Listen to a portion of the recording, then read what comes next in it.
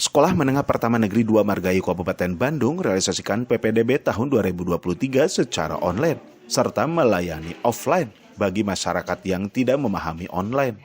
SMP Negeri 2 Margahayu menampung 11 rombel sesuai regulasi yang ditentukan pemerintah Kabupaten Bandung. Untuk PPDB tahun 2023-2024, SMP Negeri 2 Margahayu melaksanakan sesuai dengan juknis yang ada, yaitu kami melaksanakannya secara online, tapi juga kami menerima kalau misalnya ada pendaftaran seperti dari luar kota, kami layani di sini.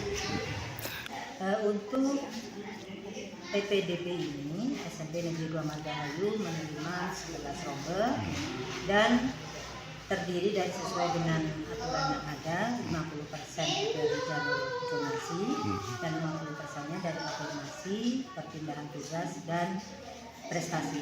Prestasi itu dari prestasi akademis dan non-akademis. Baik. Ada kendala nggak Bu Haji dari sosialisasi lalu kemudian menyampaikan regulasi ini? Secara umum, hambatan yang kami hadapi, kendala yang kami hadapi itu rata-rata dari kurang mengertinya orang tua ketika menjalani teknik pendaftaran.